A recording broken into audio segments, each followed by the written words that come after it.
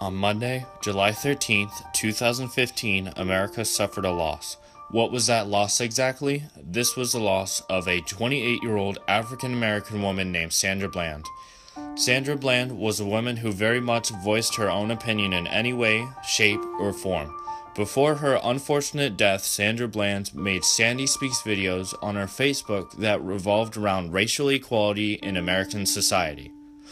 On Thursday, July 10th, in the year 2015, Sandra Bland was pulled over for not using her turn signals when trying to get out of the way of the arresting police officer's car that was tailgating her. After being pulled over, Bland was forced from her own car by the state trooper, Brian Anancia, who threatened Bland to get out of the car by stating, "I will light you up," as seen by the dash cam as a result of Bland refusing to put out her cigarette. I'm gonna yank you out of here. Okay, I'm gonna drag you out of here. So you threatening to drag me out of my own car? Get out of the car! And then I will light you up. Get out! Wow. Now! Wow. Get out of the car! For a failure to signal. You doing all of this for Get over there. Right, yeah. Yeah, let's take this to court. Let's do Go ahead. You're about to break my wrist. Can you Stop stop? it. You are about to fucking break my wrist. Stop moving.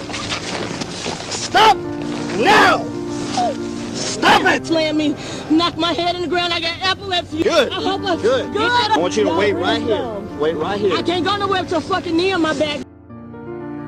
Detained without any reason, Bland fills out medical forms and goes to her cell, where she dies 3 days later by what the autopsy officials identify as a suicide that involved Bland hanging herself with a garbage bag in the cell.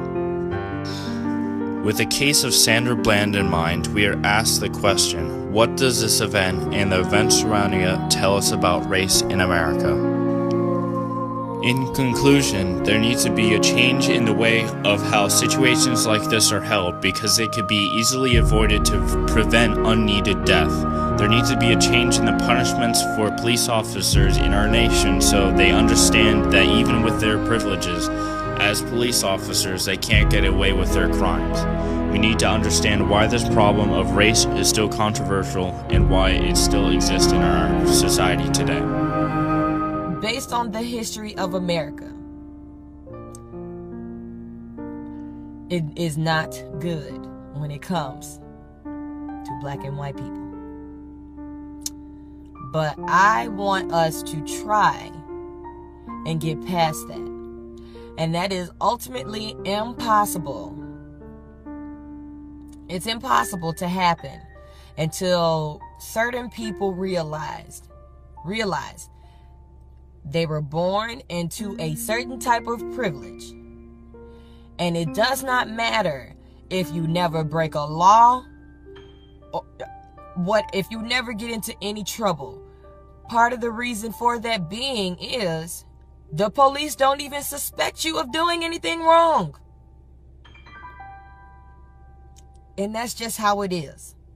But for those of you who cannot accept and acknowledge the white privilege that you were born into, no fault of your own, but just accept it and know that yes, black people are going to be mad when we see things like our brothers being gunned down, murdered. And for those of you who can say, oh, well, why was he running? Why was he breaking the law? There are kings and queens in all of us. But at the moment, the people who truly need to be realizing their kingdom and queendom are my black brothers and sisters. I'm sorry. So for those of you who are uncomfortable, who don't want to hear a positive message aimed towards the brown,